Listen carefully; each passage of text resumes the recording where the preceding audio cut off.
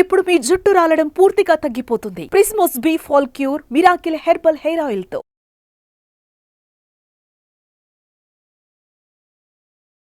నమస్తే, welcome to Suman TV. నేను మీ శ్రీ అనుష. సో ప్రెసెంట్ మనతో పాటు ఉన్నారు consultant spine surgeon doctor Aditya గారు ఉన్నారు ఫ్రమ్ కేర్ హాస్పిటల్ హైటెక్ సిటీ నుంచి. నమస్తే అండి. నమస్తే అండి. ఎలా ఉన్నారు సార్? చాలా బాగున్నానండి. సార్, సయాటికా ప్రాబ్లం కామన్ అయిపోయింది సార్. దానికి అవునండి. ఉండే లక్షణాలు ఎలా ఉంటాయి? ఇదేమన్నా సర్జరీ వరకు దారి తీస్తుందా? దీని ముందుగానే జాగ్రత్త పడాలంటే ఎలాంటి కేర్ తీసుకోవాలి? సో సయాటికా అనేది చాలా కామన్గా మనం చూసే ప్రాబ్లం అండి. సయాటికా అనేది ఏంటంటారంటే నడుము నుంచి మొదలయ్యి మన పిరుదుల నుంచి తొడ వెనక భాగం నుంచి పిక్కలతో పాటుగా పాదంలో బొటన్ వేలు వైపు కానీ చిటికెన వేలు వైపు కానీ ఎక్కడైనా సరే మొత్తం అంతా రేడియేట్ అవుతుంది అంటే ఈ నొప్పిని సయాటికా అంటాం. ఓకే. సో ఈ సయాటికా దేనివల్ల వస్తుంది? మన స్పైన్ అంటే వెన్నుపూసలో ఉండే డిస్క్లు పాడయ్యి వెన్నుపూస నుంచి బయటకు వచ్చే నరాల మీద ఎప్పుడైతే ప్రెషర్ పెడుతుందో ఈ నరం ఎక్కడ దాకా అయితే వెళ్తుందో ఆ మొత్తం అంతా నొప్పి వస్తుంది. సో దీన్ని సయాటికా అంటాం. ఓకే. ఇది అంటే బేసికలీ డిస్క్ ప్రాబ్లం అనేది నడుములో ఉంది, సిమ్టమ్ అనేది కాల్లో తెలుస్తుంది. ఓకే. అంటే దీనికి ఏమైనా అదర్ కోమార్బిడిటీస్ వల్ల ఏమైనా వచ్చిందంటారా?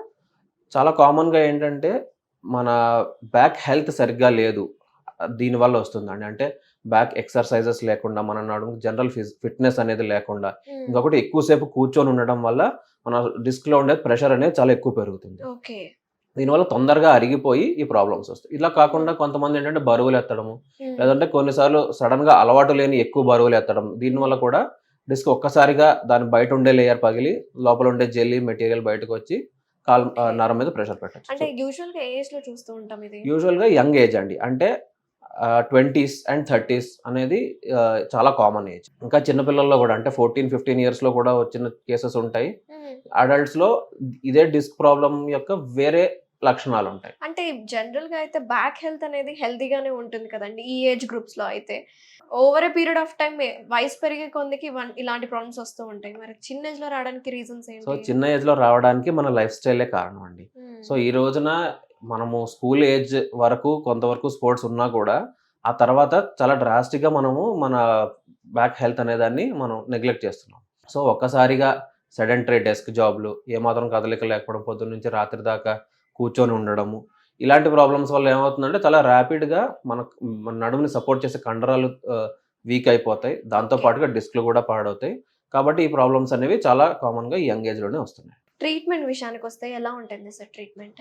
సో ఈ డిస్క్ ప్రాబ్లం అక్యూట్ డిస్క్ అంటాం. అంటే ఒక్కసారిగా డిస్క్ ప్రాబ్లం, ఈ డిస్క్ బయట ఉండే లేయర్ పగిలి జెల్లీ బయటకు వచ్చినప్పుడు అక్యూట్ డిస్క్ అనేది ఈ సయాటికా ప్రాబ్లం క్రియేట్ చేసినప్పుడు ఫస్ట్ థింగ్ మెడిసిన్స్తోనే స్టార్ట్ చేస్తామండి. అంటే కన్జర్వేటివ్ మేనేజ్మెంట్ అంటాం. మన గైడ్ లైన్స్ ప్రకారము మొదటి 6 వారాలు వేరే ఇబ్బందులు లేకపోతే కనుక ఓన్లీ నడుము నొప్పి కాలు నొప్పి ఉంటే మందులు ఫిజియోథెరపీ, కొద్దిగా 2 లేదా 3 రోజుల బెడ్ రెస్ట్, దీంతోనే ట్రీట్ చేయాలి. సో ఎన్ని రోజుల్లో రికవరీ చూడొచ్చు అంటారు? యూజువల్గా అయితే 6 వారాల్లో మనము రికవరీ ఎక్స్పెక్ట్ చేస్తామండి. 6 వారాలు దాటి ఇదే నొప్పి ఉంది, లేదా ఈ నొప్పితో పాటు కాలు యొక్క వీక్నెస్, కాలు కండరాల్లో వీక్నెస్ రావడం, లేదా ఈ నొప్పితో పాటు యూరిన్ ఇంకా మోషన్ కంట్రోల్ అనేది దెబ్బతినడం, ఇవి ఉంటే కనుక మనము వేరే ఇంటర్వెన్షన్స్ చేయాల్సి వస్తుంది, మందులు ఒకటే కాకుండా. తర్వాత మెడిసిన్స్ తో ట్రీట్ కాకపోతే? సో మెడిసిన్స్తో ట్రీట్ కాకపోతే ఇంటర్వెన్షనల్ పెయిన్ మేనేజ్మెంట్ అంటామండి. అంటే మనం ఇంజెక్షన్స్ తోటి నర్వ్ రూట్ బ్లాక్ అంటాం, లేదా ట్రాన్స్ఫొరామినల్ ఎపిడ్యూరల్ ఇంజెక్షన్స్ అంటాం. ఇలాంటి వాటితోటి మనం ఏంటంటే ఏ నరం అయితే ఒత్తిడికి గురవుతుందో దాని దగ్గరికి ఒక నీడిల్ తీసుకెళ్ళి అక్కడ ఆ ఇన్ఫ్లమేషన్ తగ్గించేందుకు కొన్ని మెడిసిన్స్ ఇస్తాం. సో దాంతో కూడా పెయిన్ మేనేజ్మెంట్ చాలా ఎక్కువ మందిలో ఉంటుంది. దీంతో కూడా పని చేయలేదంటే కనుక నెక్స్ట్ స్టెప్ అనేది ఆపరేషన్ అండి, surgery. So life style changes ఎలా మార్చుకోవాలంటారు? మొట్టమొదటిగా పోస్చర్ కేర్, రెండవది ఎక్సర్సైజ్ అండి. ప్రతిరోజు నడక లేదా జాగింగ్ లేదా స్విమ్మింగ్, ఏదో ఒక ఎక్సర్సైజ్ అనేది పెట్టుకోవాలి. ఇది సార్ నాకు పొద్దున్నే లేవడం కుదరదండి, లేదా పొద్దున్నే నేను లాగిన్ అవ్వాలి, ఇలాంటివి చెప్తారు. పొద్దున్న కాదు, రాత్రి కాదు, అర్ధరాత్రి టైం ఉన్నా కూడా ఇది చేయాల్సిందే. టైం ఇంపార్టెంట్ కాదు, మనం చేస్తున్నామా లేదా అనేది ముఖ్యం. దీంతో పాటుగా పోస్చర్ కేర్.